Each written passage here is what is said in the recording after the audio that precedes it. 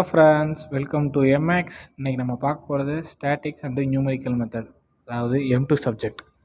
நம்ம எல்லா வீடியோலையும் சொல்கிற மாதிரி தான், நம்ம எடுத்துருக்க கொஸ்டின் எல்லாமே அண்ணா யூனிவர்சிட்டியில் ரிப்பீட்டடாக கேட்குற கொஸ்டின் மட்டும்தான் நம்ம எடுப்போம். அதனால் இதை ஸ்கிப் பண்ணாமல் எல்லா யூனிட்லேயும் 3 கொஸ்டின் தான் கொடுத்துருக்கோம், ஃபார்முலாவும் கொடுத்துருக்கோம்.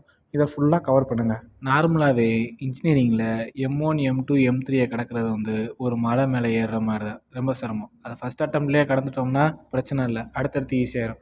ஒரு தடவை அரியர் வச்சிட்டோம்னா அதை கிளியர் பண்ணால் கொஞ்சம் கஷ்டமாக இருக்கும். இன்ஜினியரிங் ஹிஸ்ட்ரியில் அதிகமாக அரியர் வச்சதுன்னா அது மேக்ஸ் தான்.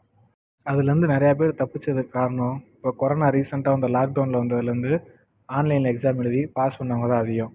இப்போ நம்ம எல்லா யூனிட்லேயும் 3 கொஷின் மட்டும்தான் கொடுத்துருக்கோம், வித்து ஃபார்முலாவோட கொடுத்துருக்கோம். இதை மட்டும் படித்தா பாஸ் ஆகிடலாமான்னு கேட்டால், இதை மட்டும் கண்டிப்பாக ஃபுல்லாக ஸ்கிப் பண்ணாமல் படிச்சிங்கன்னா கண்டிப்பாக பாஸ் ஆகிடலாம். எல்லா கொஸ்டினையுமே ஒரு மெத்தட் எடுத்து செஞ்சு பாருங்கள். அண்ணா யூனிவர்சிட்டியில் பேப்பர் கரெக்ஷன் பண்ணுறவங்க ஃபஸ்ட்டு எடுத்தோடனே நம்ம என்ன ஹைலைட் பண்ணியிருக்கோன்னு தான் பார்ப்பாங்க. நான் கொடுத்துருக்க ஃபார்முலாவை பிளாக் லைட்டில் எழுதி பெரிய பாக்ஸ் ஒன்று கட்டம் கட்டுற மாதிரி கட்டம் கட்டி வச்சிட்டிங்கன்னா அவங்களுக்கு நல்லா தெளிவாகவே தெரியும். அப்புறம் அவங்க கொடுத்துருக்க நம்பரை வச்சு சப்ஸ்டியூட் பண்ணி ஏதோ 1-2 பக்கத்தை ஃபில் பண்ணிங்கன்னா ஸ்டெப் மார்க் கிடைக்கும். நம்ம சேனலை நிறையா பேர் சப்ஸ்கிரைப் பண்ணால் பார்க்குறீங்க ஃப்ரெண்ட்ஸ்.